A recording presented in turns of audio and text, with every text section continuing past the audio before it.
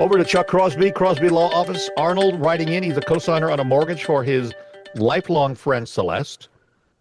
He asks if the cosigner dies, if Celeste passes away, is the loan paid off, or is Arnold on the hook to repay the entire loan?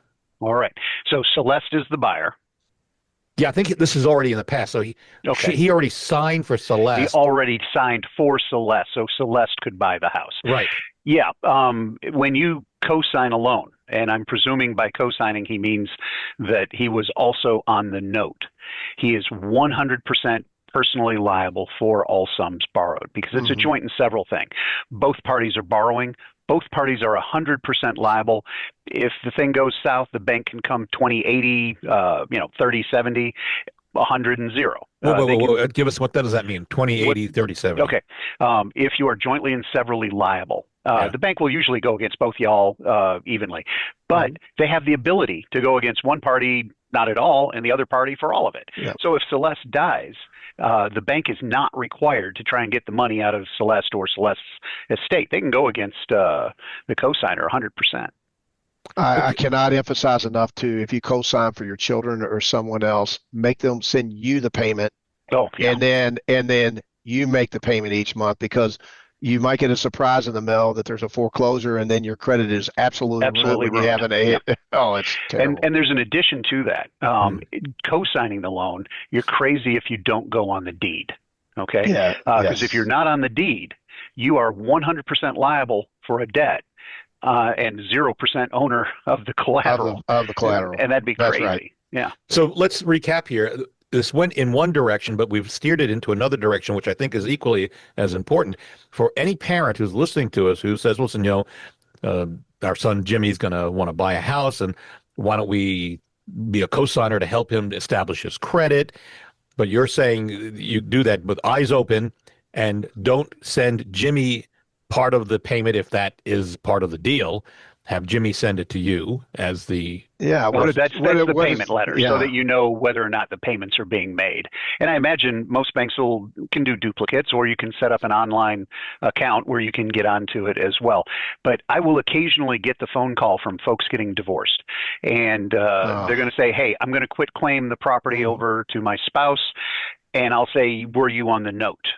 And if they were on the note and they quit claim the property over to the spouse, they are 100% liable for the loan and 0% owner, which just isn't a good scenario. Not a good scenario. And the spouse isn't necessarily going to be able to put it in his or her name separately, which is a bigger problem, right? Only do it when they can refinance it and make that take away that liability. In addition, the deed that he co-signed with Celeste ought to take a look at that deed and see if he wasn't on there. Most mortgage companies will require whoever's on the note to be on the deed. That's typically the case. And if he's on the deed with her, it may be joint survivorship. He may be 100% owner of the property and 100% owner of the debt. So, if she passes away. Yeah. Right. So it's just a matter of looking at the deed and figuring it out from there. Randy, you wanted to add something? Well, I mean, our children are wonderful, but if Jimmy has a terrible month on DraftKings and he can't pay the note the next month, I mean, somebody got to pay it. Jimmy's going to have more than a terrible month on DraftKings if I find out my son is doing that. Yeah, better. Listen, if your son or daughter, a little piece of advice, and Randy's going to jump on board, I'm sure Chuck will as well.